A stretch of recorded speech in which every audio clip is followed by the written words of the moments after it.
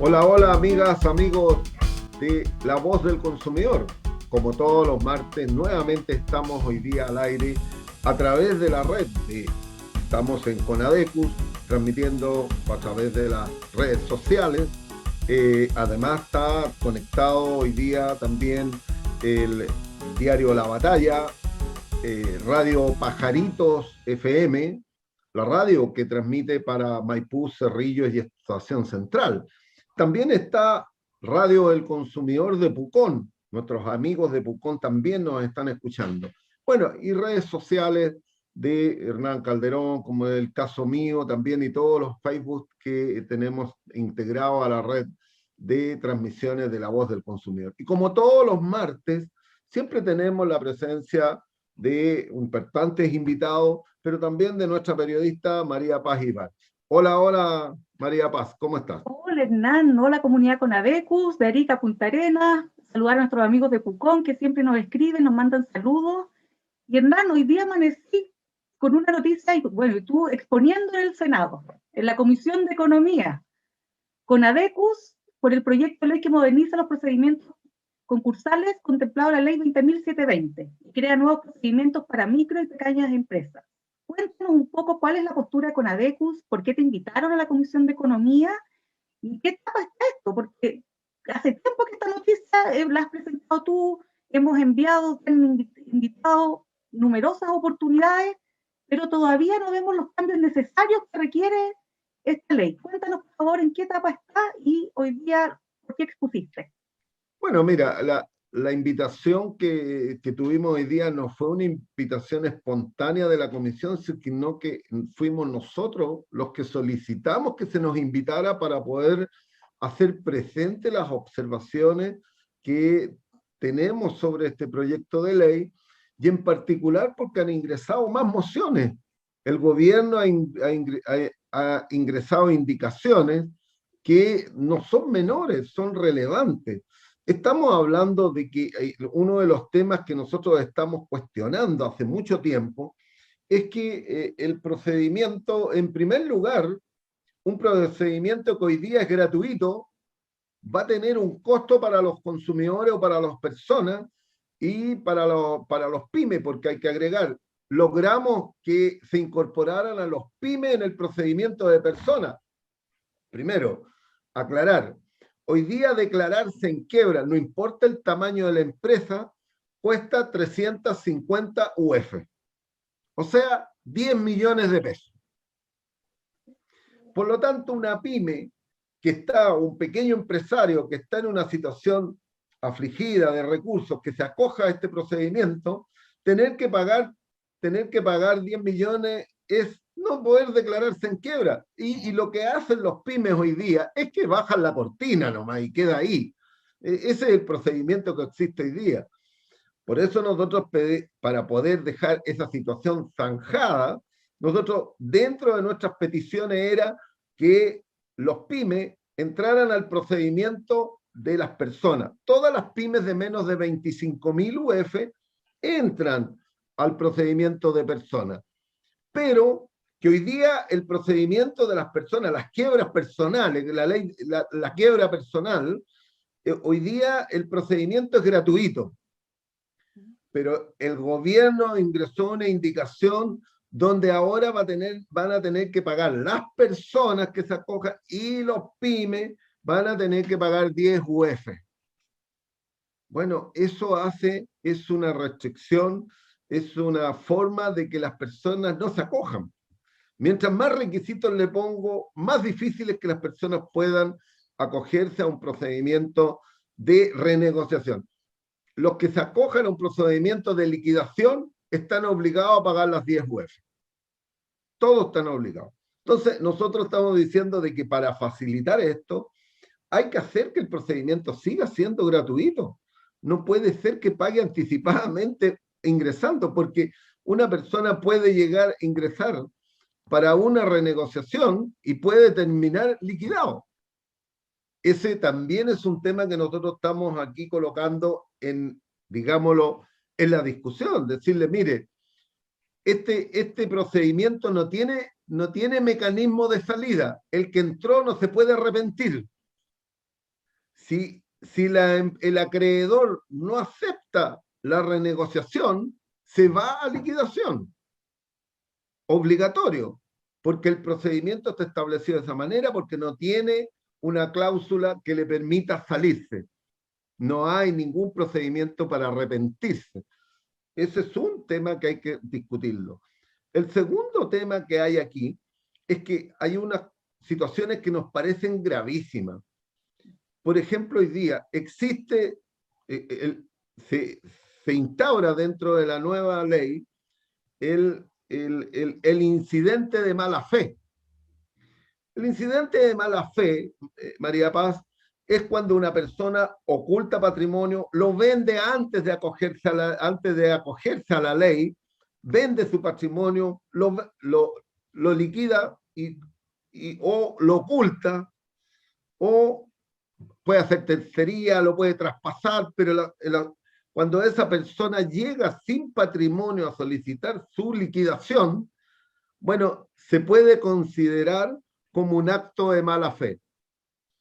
Y en este caso, el gobierno envió una indicación en que, a pesar de que el procedimiento, cuando hay un acto de mala fe, existen los mecanismos judiciales en el mismo procedimiento concursal, en el mismo tribunal cuando se hace el procedimiento de liquidación, el acreedor puede alegar y puede hacer las acciones correspondientes alegando que hubo mala fe de esa persona para ocultar o vender o deshacerse de su patrimonio para llegar sin patrimonio a la liquidación.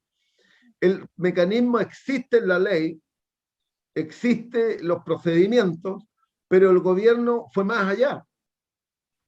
Crea el incidente de mala fe en el procedimiento, lo cual va a hacer que suceda una litigación excesiva, va a ser una forma, un resquicio para paralizar para que el mecanismo opere, para que esto se resuelva rápidamente, sino que va a haber un periodo de litigación dentro del procedimiento y la suspensión.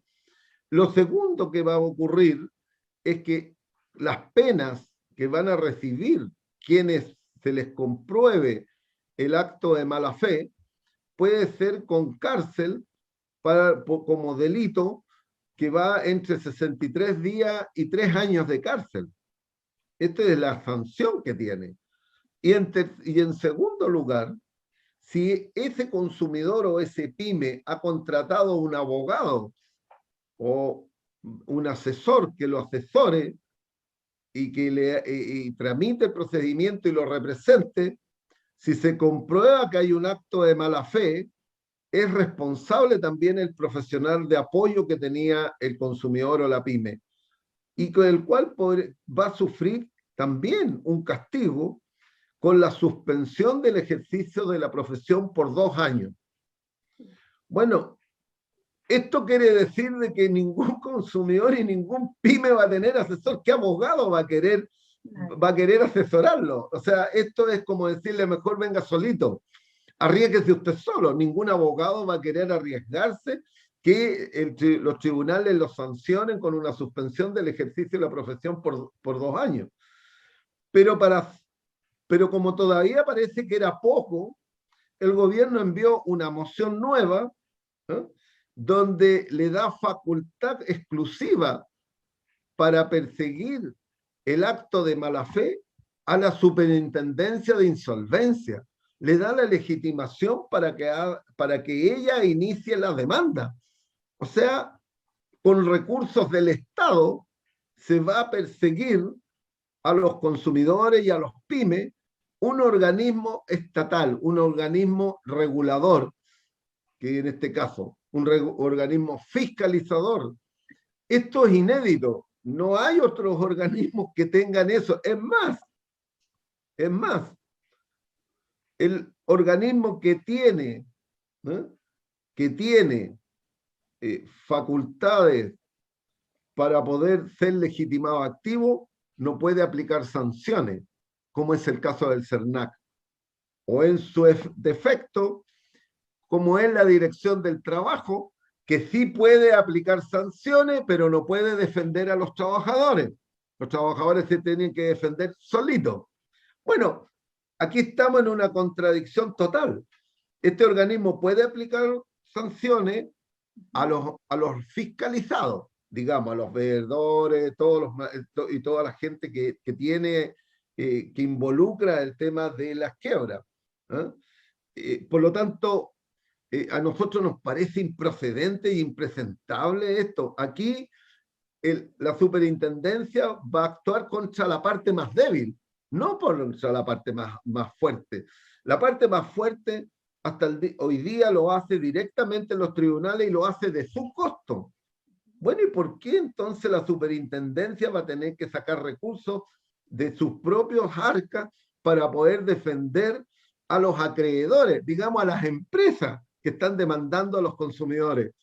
O sea, esto es lo improcedente y lo que estamos alegando hoy día, ¿no? Y otros puntos más que tenemos que realmente, porque quisiéramos que en vez que la superintendencia fuera un legitimado activo para perseguir un acto de mala fe, a nosotros nos importa más de que la superintendencia se convierta en un árbitro arbitrador, un mediador, pero que pueda tener la atribución de que en caso de que un consumidor que está solicitando renegociación y ante el rechazo de la propuesta que haga el consumidor, el acreedor, sea la superintendencia la que dirima la diferencia y de que tenga la atribución para hacer digamos, como amigable componedor o amigable mediador, como le queramos llamar.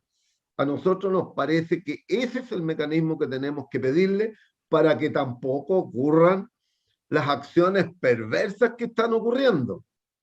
Porque claramente cuando un proveedor ve que un consumidor tiene poca deuda, pero alto patrimonio, es un incentivo perverso a no aceptar la renegociación para poder liquidarlo.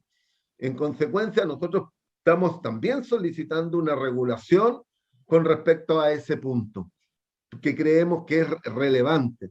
Si un consumidor tiene un patrimonio, un activo de más de 4 veces que el pasivo, bueno, lo lógico es que aquí actúe la superintendencia como mediador para poder corregir esa propuesta que hizo el consumidor y llegar a un acuerdo conciliado de tal manera de que no se provoque esa acción perversa por parte del acreedor, que donde ve que tiene mucho patrimonio, para él es más fácil liquidarlo, cobrar sus dineros, sacar sus plata y dejar al consumidor sin patrimonio y perjudicándolo directamente cuando lo que estaba pidiendo era la renegociación.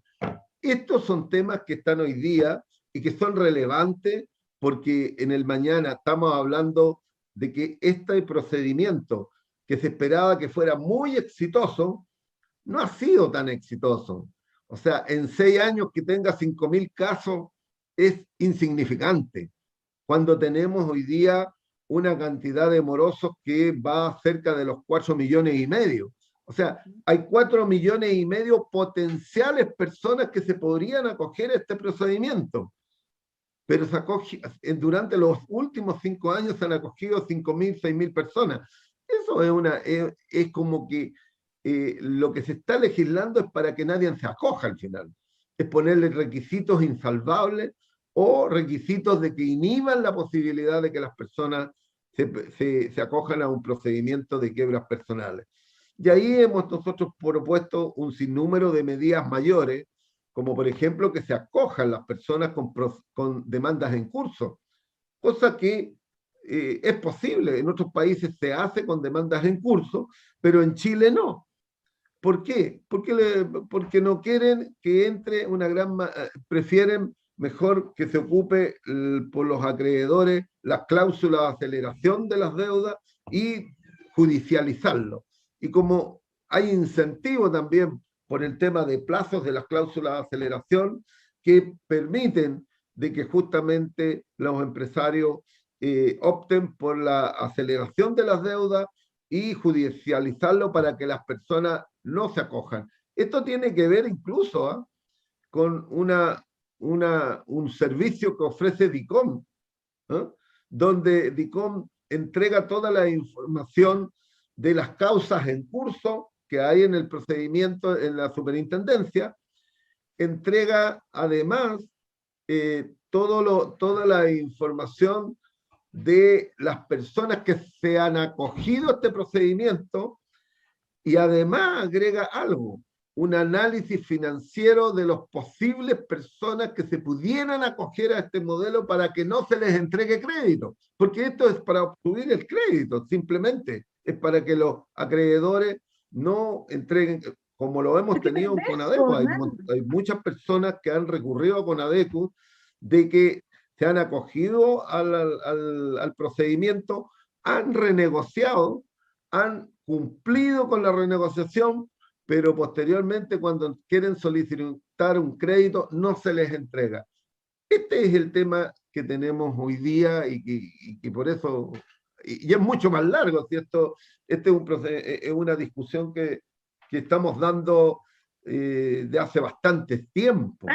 Sí. Hemos logrado algunos avances, pero no los avances concretos y donde quisiéramos que llegara este proyecto de ley que modifica la ley de insolvencia. Recordarle a nuestra comunidad que la presentación de Hernán hoy día, en la sesión de economía, está en nuestro canal de YouTube, está en nuestro Facebook, está en nuestra página web. La presentación también la pueden descargar porque es muy interesante. Los invitamos, por favor, a que nos den likes, nuestros hashtags La Voz del Consumidor.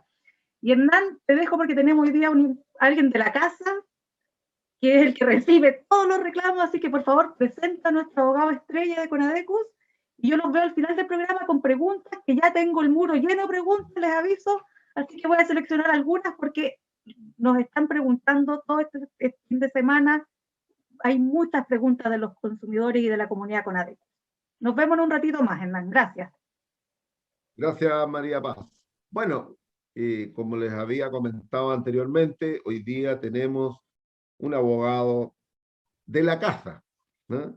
Es Antonio Olivares, que es el que recibe todo lo que tiene que ver y dirige el área de reclamos que tenemos en Conadecu. Cuando usted necesite hacer un reclamo, no dude, en Conadecu estamos para atenderlo en forma gratuita.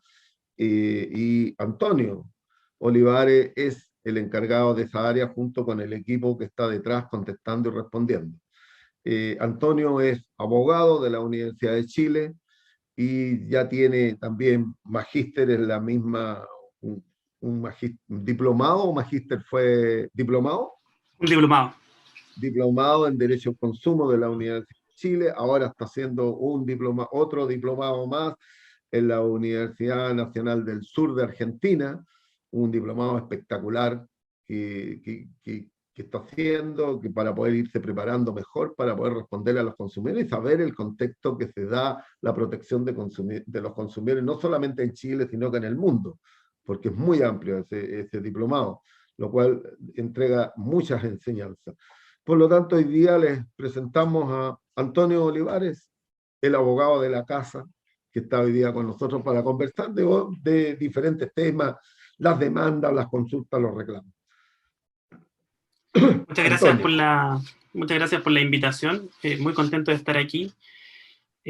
Tal como se decía, encargado ahí de la plataforma de reclamos, encargado también del área jurídica interna de Conadecus, que es muy especial, porque la cantidad de reclamos que hemos estado recibiendo, sobre todo desde que inició la pandemia, ha sido alta, y han sido variados temas los que han ido afectando a los consumidores en estos tiempos. Así que, desde luego que el derecho al consumidor es un tema muy en boga, muy importante y que necesita de respuestas oportunas también para los consumidores, no solo desde las asociaciones o de las agencias que se dedican a este tema, sino también que los proveedores estén a la altura de las circunstancias, no solo pandémicas, sino que de las circunstancias generales de la contratación de consumo que se están presentando hoy en día. Sí, hemos tenido una avalancha en algún momento y por eso desde aquí les damos las disculpas a nuestros amigos de la comunidad Conadecu y a todos los que nos ven y que mandan reclamos, que a veces no podemos responderlas tan rápido. El equipo Conadecu no es un call center, ¿ah? No es, es una atención personalizada, es una atención donde un equipo joven que está respondiendo, pero a veces la cantidad y la demanda nos supera porque no tenemos previsto a veces estos aumentos explosivos. Llegamos a un momento en que estábamos muy complicados porque había mucha gente que nos consultaba, pero siempre está a la disposición y las disculpas si no hemos respondido oportunamente. Por lo tanto, no es que no queramos hacerlo, es que a veces se nos colapsa el sistema por algunas avalanchas que se producen de reclamos y por eso no lo podemos hacer oportunamente. Eh, pero vamos a hacer un poco lo que hacemos siempre en la voz del consumidor, que es un poco educar, ¿no? Entonces, uno de los temas que está hoy día, el aumento de las compras a distancia, digámoslo, que ha sido una demanda explosiva de compras a distancia, que hoy día y el comercio es a distancia prácticamente. Ya hay un cambio profundo todo lo que tiene que ver en el comercio, y que todos están potenciando plataformas para poder hacer las ventas, todo online, y por lo tanto, pero surgen ahí algunos temas, cuáles son los derechos que tienen los consumidores en las ventas a distancia. Y ahí empieza uno, ¿qué pasa? Porque en el caso de las ventas presenciales, uno no se puede arrepentir. La única manera de arrepentirse es porque tenga una falla el producto. Si el producto tiene una falla, yo me puedo arrepentir, puedo exigir el cambio, la reparación, la devolución. Pero cuando es a distancia, opera lo mismo porque, claro, hoy día existe dentro de nuestra legislación el derecho a retracto en las compras a distancia. Y por eso le vamos a pedir a Antonio que nos explique cuál es el derecho a retracto, cómo se aplica, a quiénes aplica, cuántos son los plazos, esos son temas. El derecho a retracto que tienen los consumidores en las compras a distancia, Antonio. Perfecto. El derecho a retracto está regulado de forma quizás un poquito restrictiva, porque efectivamente los consumidores, por regla general, que compran en el sistema presencial, no tienen este derecho a retracto, no tienen la opción de deshacer o de poner término al contrato que celebraron, de devolver el producto simplemente porque no les gustó o porque no le pareció. Sin embargo, con la idea de solucionar un poco esto, se regula este derecho, pero principalmente abocado a las compras que son realizadas a distancia o por medio del comercio electrónico. Y esto se justifica en que la gente no tiene acceso al bien, no conoce el computador, por ejemplo, que va a adquirir, o el celular, o el bien que quiera comprar, el producto, no lo conoce anticipadamente, no lo tuvo en sus manos, no lo pudo corroborar, y entonces solo a esa gente, es decir, a quienes compran a distancia, sea por internet, sea por teléfono, o de un modo en el que no tiene este acceso presencial al producto, tiene este derecho a retracto. En cambio, quien compra de forma presencial y tiene que asistir al local y puede revisar el bien, no tiene este derecho a retracto y simplemente va a tener la garantía legal por una falla o defecto que se pueda presentar en el producto. Entonces, así, no es que tengamos en realidad un derecho a retracto que sea para todos, sino que solamente para quienes compran a distancia y además con algunas restricciones. Entonces, lo primero que la gente debe saber es que el derecho a retracto es para compras a distancia o compras en comercio electrónico. Y lo segundo es que es un plazo también agotado, es un plazo que es de 10 días desde que se recibe el producto, es decir, yo recibo el producto, realizo la compra, me llega a mi domicilio y tengo 10 días para solicitar la devolución porque el producto no me gustó, y igual convive el derecho a garantía legal, es decir, también puede ser que ese producto me haya gustado y presente una falla y entonces aplicaré la garantía, pero si el producto no me satisface, no me gusta, tengo este derecho a retracto. Para ello también es necesario que... Pero hay un detalle. ¿Cuándo corren los 10 días? ¿Desde el momento que lo adquirió? ¿Desde el momento que le llegó? Corre en el caso de las compras de bienes desde que el producto es recibido. Desde que el producto es recibido, porque solamente en ese momento yo puedo verificar que el producto no es lo que yo quería, no es lo que yo buscaba, a lo mejor no era el tamaño, o a lo mejor simplemente ya no lo quiero, y entonces puedo deshacer esta compra en el plazo de 10 días desde haberlo recibido, o en el caso de un servicio, si es que esto también pudiera tener lugar en un servicio, desde que el servicio antes de que el servicio se preste, desde que lo contrato, ahí es desde que se contrata. Entonces hay que distinguir esas dos opciones. Uno es que si yo estoy comprando un bien, es desde que recibo el bien, y lo otro es que si estoy contratando un servicio, es desde que lo contrato, pero siempre que ese servicio no se hubiese prestado. Si el servicio ya se presta, probablemente no lo podemos deshacer y por lo tanto tampoco hay derecho a retracto en ese caso. Lo otro es que, a pesar de ser un derecho, de que todos nos referimos a él como un derecho, extrañamente el proveedor lo puede prohibir. Y esa es una situación particular, porque puede ser que el proveedor excluya en los productos que vienen el derecho a retracto. Esto normalmente uno lo ve en páginas web de algunas empresas que al momento de comprar dice, este producto no tiene derecho a retracto, y entonces si yo compro una polera, y esa polera después no era mi talla, o simplemente no me gustó, no la puedo devolver porque el proveedor excluyó en ese caso el derecho a retracto, y lo único que tengo sería un derecho a la garantía legal, pero eso es siempre que se presente una falla o un defecto en el producto. No puede ser simplemente por un tema de gusto, porque lo puede excluir el proveedor. Ya.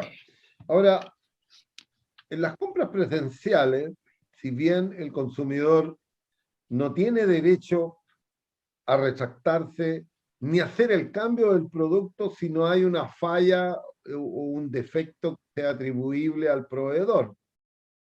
Pero ¿qué pasa cuando esa tienda va a presenciar al consumidor y la tienda le da un ticket de cambio? Exacto. Ha pasado también, y esto es propio de la forma del comercio, ¿no?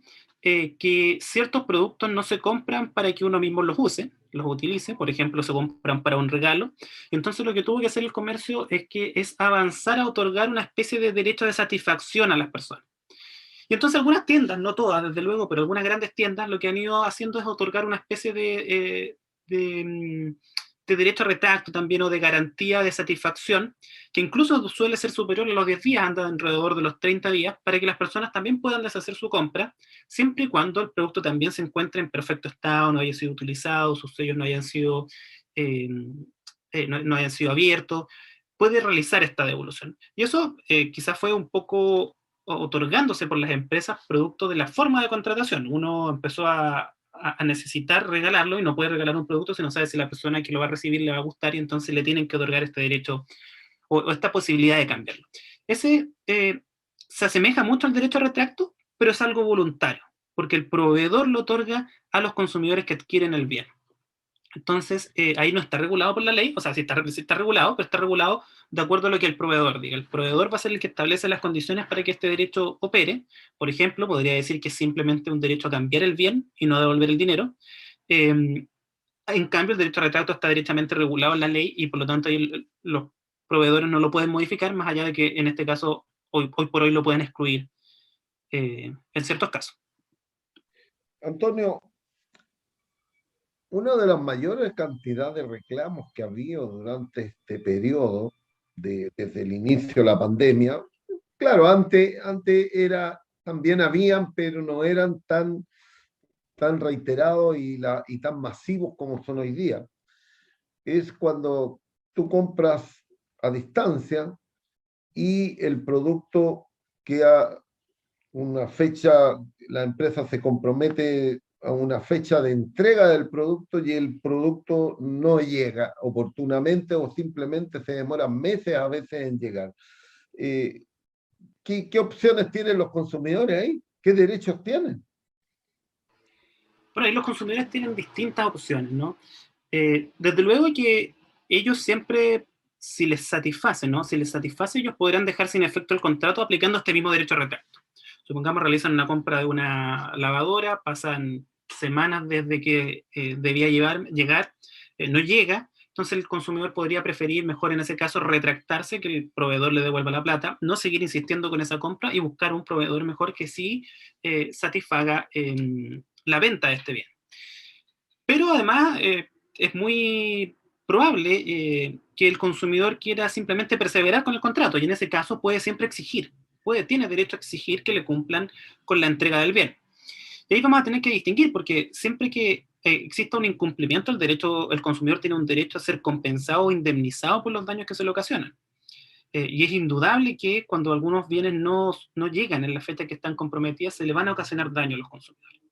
Quizás el más típico es cuando el consumidor paga por el mismo despacho, o sea, si una persona paga porque llegue en un día determinado, o simplemente porque llegue dentro del plazo que el proveedor se comprometió y no llega, pareciera ser que ya ese cobro perdió sentido porque no se le está cumpliendo con los plazos de entrega. Pero además se le pueden generar otros daños y entonces el consumidor siempre podrá demandar los daños que se le generan, además de exigir que se le entregue el bien, si es que eso es lo que lo satisface. Bueno, ahí tenemos una situación bastante compleja porque han habido muchos consumidores. Mira, aquí tengo una consulta de una consumidora que dice, Totus se quedó con mi plata, dice. Me robó descaradamente 100 lucas de una venta sin stock. No contesta ni el CERNAC, ni por el CERNAC. No caigan, no compren en Totus Online, no cumplen, roban, no contestan, no responden. Totus roba, le puso aquí, arroba, hashtag, todo eso. ¿Qué hace ese consumidor cuando ahí ya entra incluso en un delito de apropiación indebida al final? Claro, se presentó, o se ha presentado y se suele presentar mucho durante esta época estos casos, los casos en los que no simplemente no llega la compra, o peor aún, casos en los que los proveedores venden productos que no tienen, mantienen el stock disponible en sus páginas web de productos que saben que no van a poder cumplir. Y ahí el consumidor, o sea, claro, se están cometiendo infracción a los derechos de los consumidores que son clarísimos. Primero, no se está indemnizando. Segundo, no se está entregando el bien que el consumidor contrató. Tercero, no se le está dando ni siquiera una respuesta que sea oportuna y adecuada, porque tampoco se les da información. No se les dice qué pasó con su compra, no se les señala si va a llegar o no va a llegar, no se les señala cuándo va a llegar, formas de hacer la devolución de su dinero, no señalan tampoco si hay stock. Es decir, hay un problema de información que es gravísimo, siendo ese un derecho claro de los consumidores. En esos casos, cuando ya el proveedor no responde lamentablemente por ninguna de las vías, es decir, por una comunicación directa del consumidor, ni tampoco a través de las agencias, como puede ser a través del Servicio Nacional del Consumidor o como puede ser a través de CONADECUS, la única alternativa que ya le queda al consumidor es ejercer sus derechos de forma judicial. Y eso es acudir a un juzgado de policía local para solicitar, bueno, no solo el reintegro del dinero, que es lo mínimo que el proveedor debe dar, sino también los daños que esto le pudiera haber ocasionado y que ellos sean resarcidos. Bueno, ahí, como te decía, ahí en las redes sociales, mucha consulta de este tipo, ¿no? Contra otras empresas tampoco, ¿no? Ahora hay una consulta que dice aquí, estoy sacando de redes sociales, ¿eh? Todas de Twitter, ¿no? O de otras redes. ¿Por qué no demandan a AFP por la caída del fondo E? Por no cuidar ahorros de los chilenos que se protegen ahí. Pobres jubilados y personas mayores de 53 años que no pueden estar en el fondo A. Casi los obligan a estar en el fondo E. También un tema muy pujante, o sea, hoy día las AFP están completamente cuestionadas, bueno, llevan bastante tiempo cuestionadas, pero ahí hay que prestar atención quizás con ciertos elementos, ¿no? Porque efectivamente la ley del consumidor es aplicable a las administradoras de fondos de pensiones, eso no cabe duda, pero hay que distinguir en qué casos sí y en qué casos hay aspectos que a lo mejor no podemos regular, ¿no? Y pareciera ser que por la ley del consumidor, más allá de que esto pueda ser un tema político, un tema de decisión legislativa, por la ley del consumidor no podemos entrar a revisar cómo son administrados, más que cómo son administrados, cómo fluctúan cada uno de esos fondos. Esos fondos simplemente van a fluctuar de acuerdo al mercado y a la inversión que realiza la AFP, pero siempre que esa inversión sea dentro de los parámetros que se regulan legalmente, eh, no pareciera ser que pudiéramos cuestionar, más allá de políticamente, ¿no? el tema de la administración. Mira, acá Distinto es está distinto sería que no entreguen información a los consumidores, cuyo caso sí se aplica la ley del consumidor, o que presenten cláusulas abusivas, cuyo caso también podríamos cuestionarlos, ¿no? Bueno, esta es una consulta que hizo Jorge Cienfuegos, ¿no? Eh, lo- Todos lo conocemos, nosotros conocemos a Jorge y creo que es una pregunta muy interesante, ¿eh? Dice, Yo la puedo responder, se la voy a responder yo. La conozco bastante porque he estado metido en este tema. Estimado, ¿qué razones tienen para no utilizar el artículo 26, letra B del decreto ley 211 y disolver las sociedades anónimas de eventos o colusiones que hayan investigado con ADECO? La verdad es que la aplicación del decreto ley 211 es una facultad que tiene el Tribunal de Libre Competencia de aplicarlo. Y eso tiene que ver con una sanción. Es la sanción por la gravedad del tipo de delito que se ha cometido. Nosotros también nos hacemos la misma interrogante. El delito más grave en una economía de mercado y contra la libre competencia es la colusión. No hay delito más grave. Ese es el delito más grave que puede cometer una empresa en una economía de mercado. Es la colusión. Pues, si bien el decreto ley 211 en el artículo 26b, letra B, da la facultad y está establecido que en delitos que sean de máxima gravedad se puede disolver las sociedades, en Chile nunca se ha aplicado. Yo he insistido muchas veces y también he hecho la misma consulta por qué no se ha aplicado. ¿No? Nosotros lo que perseguimos son las indemnizaciones, los daños punitivos, son cosas de ese estilo. ¿No? Pero justamente nosotros también tenemos esa misma pregunta. ¿Qué es más grave que los delitos de colusión que han cometido las empresas productoras de pollo, por ejemplo? Lo de papel tisú, o de la farmacia. ¿Qué es más grave que eso? Entonces, lamentablemente, nuestro Tribunal de Libre Competencia tiene un problema y que ojalá en la nueva Constitución podamos abordar también este tipo de organismos, estos tribunales especiales que al final se transforman en pro empresa y no en pro ciudadano. Lo vemos constantemente en que las acciones que hacen las asociaciones de consumidores o alguien que a ellos no les guste, las rechazan incluso desconociendo la legitimación activa o no dándoles admisibilidades. Y que hemos tenido que recurrir permanentemente a la Corte Suprema para que rectifique y ordene que se investiguen casos como el caso de la integración vertical y horizontal de la industria del gas, que fue rechazada, tuvimos que recurrir, se dijo que no teníamos legitimación, tuvimos que ir a la Corte Suprema, hasta por el fallo final tuvimos que ir con la Corte Suprema. Lo mismo nos pasó cuando hicimos la demanda por el acaparamiento de espectro que había en la industria de las telecomunicaciones, donde el tribunal incluso en algunos casos nos sancionó con costas, ¿no?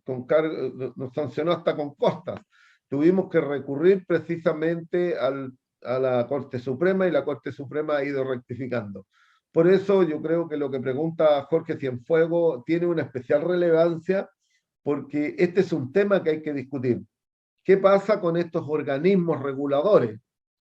Pero hay algunos organismos reguladores o instancias que hay, organismos administrativos, organismos que tienen facultades de fiscalización, facultades de sanción, pero como son los casos particulares que uno podría decir, es en el caso de la Fiscalía Nacional Económica,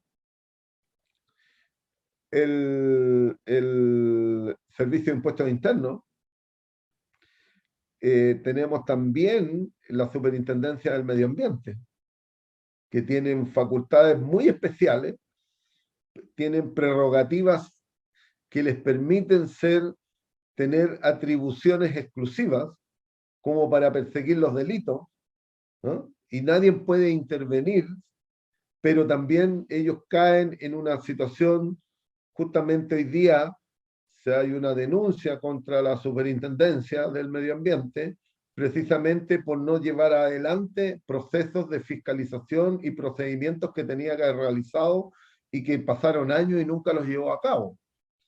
Bueno, esto mismo le pasa también a impuestos internos y también le pasa a la Fiscalía Nacional Económica, cuando los fiscales, en el caso de la Fiscalía o el director de impuestos internos u otros organismos, aplican el silencio administrativo para no iniciar las acciones y con eso inhiben cualquier acción de un tercero, porque los terceros, si ellos no lo hacen, nadie lo puede iniciar.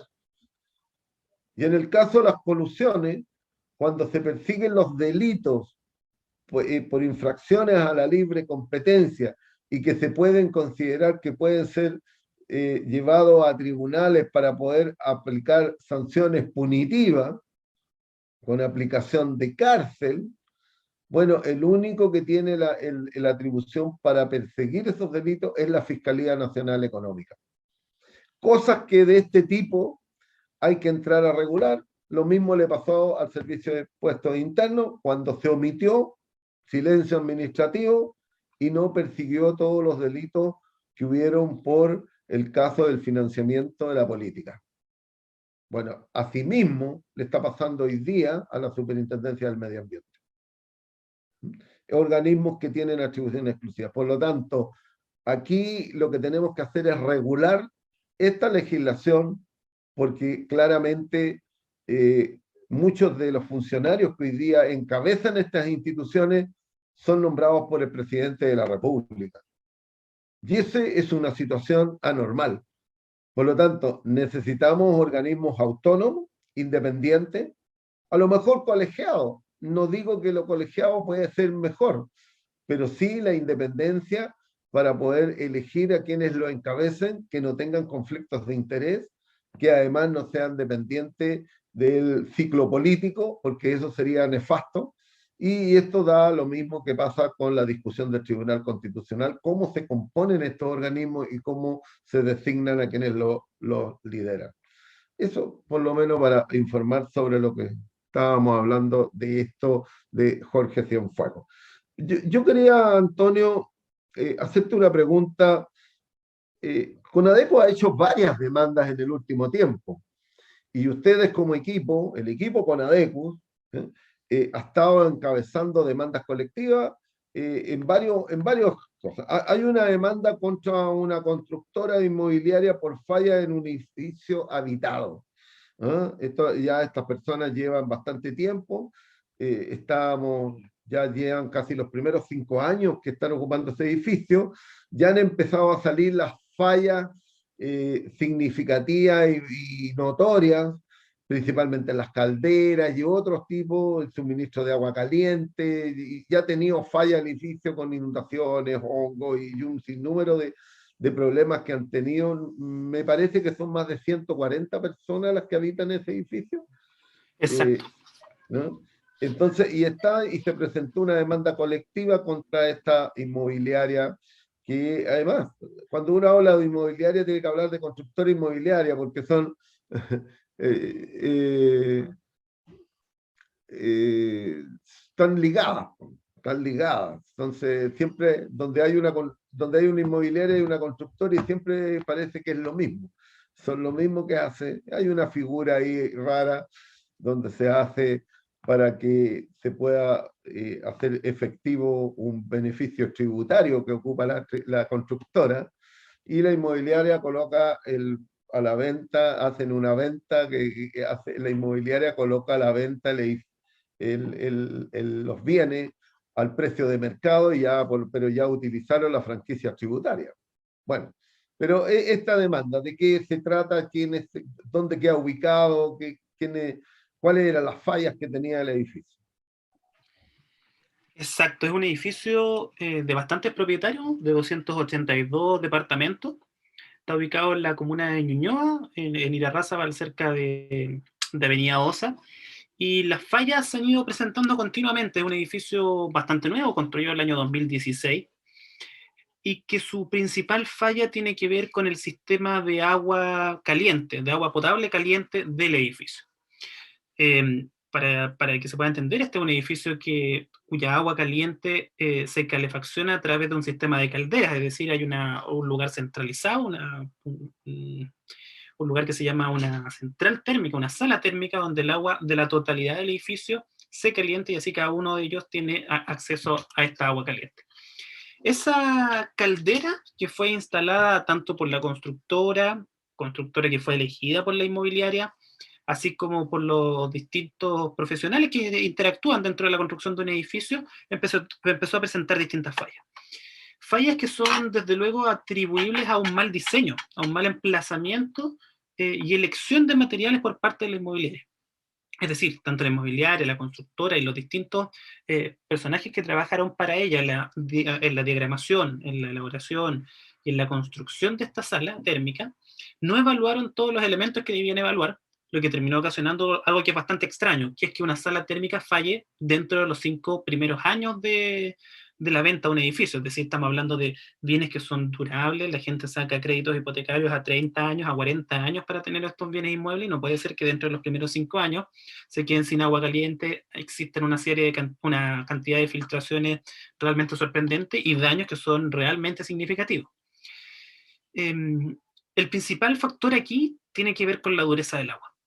La inmobiliaria parece que calculó mal o simplemente no tuvo como factor a la vista la dureza del agua de Santiago, que es extremadamente dura. Y eso terminó echando a perder los equipos, porque los equipos no estaban hechos para funcionar con este tipo de dureza. Es decir, por un lado la inmobiliaria no calcula esta dureza, y por otro lado elige equipos que ni siquiera son aptos para la cantidad de dureza de esta agua que iba a circular por la red de distribución de agua caliente. ¿Qué ocasiona esto? Filtraciones, que los mismos equipos exploten, que los equipos se corroban. Es una sala que está emplazada en el piso 26 de este edificio y por lo tanto el agua, cuando ocurre esta filtración, corre y escurre por los ascensores, es decir, había 25 pisos hacia abajo por los que corrían litros y litros de agua, echando a perder todo el sistema de ascensores, mojando e inundando departamentos, inundando la misma central térmica, inundando los equipos de la central térmica. Entonces, en realidad, la falla es bastante importante, bastante importante. Tuvo algunas reparaciones, pero continúa fallando. Continuó fallando hasta el día de hoy. Simplemente tuvo que contratarse y comprarse una nueva central térmica, cambiar este sistema para lograr la calefacción del agua caliente del edificio. Y esto es importante además porque es una acción que no se encuentra regulada propiamente tal por la ley del consumidor. Es una acción a la que se le aplica, o fallas a las que se le aplica la ley del consumidor, pero cuyo procedimiento está regulado en la Ley General de Urbanismo y Construcciones. Entonces aquí la gente es bueno que sepa que tiene garantías que son distintas, una garantía de 3 años para terminaciones, una garantía de 5 años para instalaciones como en este caso, y una garantía de 10 años para daños estructurales que se pudieran presentar dentro de un edificio o dentro de cualquier inmueble. También puede ser de una casa que vendía como un inmueble nuevo. Entonces, esta es una acción que inició con ADECUS y que se dirige contra todos los partícipes de la elaboración del edificio. Va dirigida desde luego contra el primer responsable, que es la inmobiliaria, pero también contra la constructora, también va contra los calculistas, con los arquitectos y con todos los profesionales que están encargados al final del diseño, elaboración y construcción de esta central del edificio. ¿Y cuánto podría demorar esa demanda, Antonio? ¿Tiene ya admisibilidad? ¿Cuál ha sido la reacción de la empresa, de la inmobiliaria en este caso? Lo primero es que este procedimiento es ligeramente distinto al procedimiento colectivo habitual. Esta se vino a regular por una ley del año 2010, luego de que ocurrió el terremoto, y lo que hizo fue simplificar aún más la ley del consumidor. Nosotros ya sabemos que la ley del consumidor en procedimientos colectivos tiene una serie de requisitos, de procedimientos y de actuaciones que hay que realizar que hacen que sea bastante largo en su tramitación. Esta ley quiso simplificar aquello y entonces redujo algunos de los requisitos rituales propios de la ley. Por ejemplo, es una demanda o una acción que no requiere declaración de admisibilidad, es decir, el tribunal no tiene que evaluarla para declararla admisible. Y lo segundo es que simplemente una vez presentada la demanda y notificados los demandados, tienen 10 días de plazo para contestar. No pueden ejercer otras acciones distintas, como si ocurre en las acciones colectivas tradicionales. Simplemente contestan y de ahí se va a la audiencia de conciliación. Entonces, un procedimiento bien concentrado. En este caso tampoco interactúa el CERNAC, no es necesario notificarlo como ocurre habitualmente en acciones colectivas. Entonces, es ligeramente distinto. De todas maneras, a pesar de saltarse ciertos rituales, siguen siendo acciones que son de larga tramitación, quizá 2 a 3 años en primera instancia y unos cuantos más en segunda y ante la Corte Suprema. Lo bueno es que la inmobiliaria ha reaccionado relativamente bien, podríamos decir, al enterarse de la demanda colectiva y ha querido iniciar gestiones de negociación con los consumidores. Entonces ha buscado resarcirlo y siempre, desde luego, va a ser mejor quizás un acuerdo que se pudiera alcanzar por esta vía que el tiempo de tramitación que toma una acción y también la incerteza que lleva una acción. Por lo tanto, actualmente se encuentra en esa fase, en una fase, si bien la demanda continúa en paralelo, se encuentra en una fase que es de negociación entre los consumidores afectados, que están muy bien determinados, y la empresa inmobiliaria, que es la principal responsable de los daños que le ha ocasionado a los consumidores. Mira, aquí hay una consulta que nos hace un consumidor. Pregunta, yo tomé un seguro de auto y lo tomé el año 2014, lo tomé el 2014 hasta el 2019 y terminé con ellos el 3 de febrero del 2019, pero me están cobrando 4 días después que terminé el seguro, que terminé el seguro. ¿Eso es legal? Yo pagué más de 3,5 millones y lo ocupé una sola vez. ¿A quién recurro, por favor? Bueno, el tema de los seguros es realmente relevante dentro de la materia del consumidor. Lo primero que deben saber los consumidores es que normalmente los seguros automotrices son seguros anuales. Se van renovando cada año. No son seguros mensuales, que eso es quizás uno de los errores en los que uno suele incurrir, sino que son seguros anuales. A pesar de que la prima la dividimos en distintos meses, uno lo contrata de año a año. En dicho caso, pareciera ser que el seguro debiera finalizar el mismo día que se inició, porque si uno contrata un seguro por un año, parte y finaliza el mismo día, pero del año siguiente. Entonces, eso es lo que debería primero observar el consumidor. Es decir, se le inició con un seguro el 1 de febrero, este debería terminar el 1 de febrero del año que él le quiera poner término. ¿De quién reclamar? Desde luego que lo puede hacer tanto al CERNAC, a CONADECO como Asociación de Consumidores, pero también a la Comisión para el Mercado Financiero. Hoy día existe la Comisión para el Mercado Financiero que fiscaliza también a los seguros, que vino a reemplazar a la Superintendencia de Seguros, y por lo tanto también es un órgano competente para fiscalizar estas situaciones.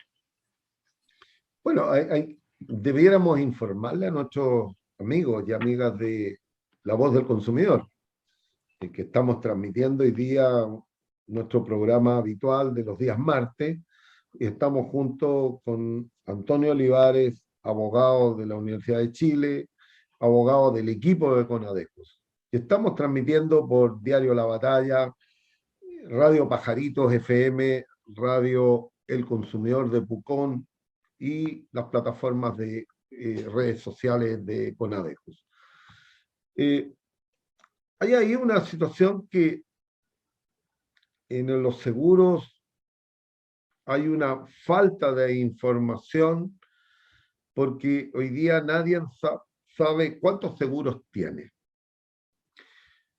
Hoy día está en tramitación ya de trámites finales para poder promulgar la ley, donde se va a crear un sistema de consulta en línea de cuántos seguros tiene las personas. Por lo tanto, eso hay que tenerlo presente, que prontamente ya esto va a estar habilitado para que todos podamos tener la posibilidad de hacer las consultas en la CMF, justamente, de cuántos seguros tenemos en el sistema financiero. Eso es un paso importante, era una demanda que habíamos hecho nosotros durante 10 años y que al final se convirtió en ley. Antonio, hay una pregunta también que quisiera hacerte. Hablamos de esta demanda colectiva contra esta inmobiliaria. Pero también hay otra demanda que ustedes, el equipo Conadecus presentó, es contra el preuniversitario Pedro de Valdivia. ¿Cómo va eso? ¿Cuánto ha avanzado? ¿Hay avance en esa demanda colectiva? Sí, que muy buena pregunta. Ha habido consumidores que han estado también consultando a través de la página de consultas y reclamos de Conadecus por la demanda. Y es una demanda que ha avanzado, quizá un pelito más lento porque tuvo unas ciertas nulidades de lo que se había avanzado en su minuto, pero que ayer fue contestada por el preuniversitario o por las distintas sedes del preuniversitario.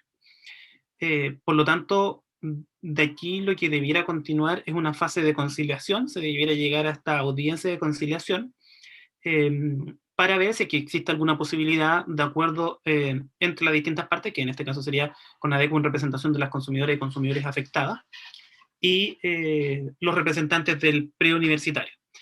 Además, la semana pasada se realizaron publicaciones, esto en el diario El Mercurio, para que todos los consumidores puedan conocer dónde se está llevando a cabo este juicio, puedan hacer reserva de derechos. Esto es muy importante porque estamos actualmente en el plazo de 20 días hábiles para que los consumidores realicen reservas de derechos si es que no quieren formar parte de esta demanda colectiva, o también para que los consumidores que lo deseen se puedan hacer parte de esta demanda colectiva. Aquí es importante saber también que no es necesario que los consumidores se hagan parte para que la demanda colectiva les beneficie. Solamente por el hecho de haber sido afectado por las acciones negligentes del proveedor, del preuniversitario Pedro Valdivia, se verían beneficiados con un acuerdo o con una sentencia favorable, pero si es que de todas formas quisieran hacerse parte, pueden ellos presentar escritos sin necesidad de patrocinio de abogado en la misma causa y así también ser considerados dentro del procedimiento. Entonces, en aquella fase está, hay que esperar algunos días más que este plazo se continúe, pero próximamente seguramente se irá a celebrar la audiencia de conciliación o se irá a fijar la fecha de la audiencia de conciliación entre las partes de este conflicto. Antonio, tenemos a María Paz ahí todavía que para que se haga presente. Ella dice que tiene una pregunta que hacer. Tengo varias, no puedo creer que quedan 2 minutos de programa, ha estado súper bueno.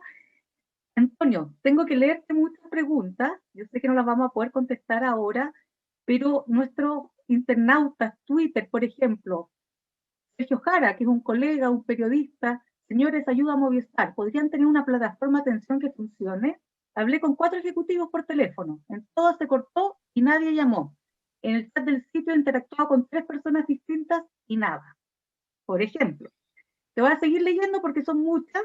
Y otra, hola Conadecus, les envié formulario la semana pasada.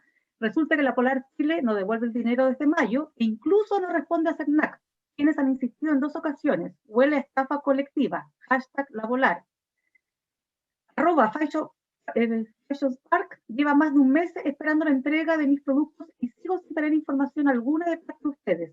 Denme una respuesta clara de cuándo llegarán mis productos o devuélvame mi dinero. Sus plataformas de atención son pésimas.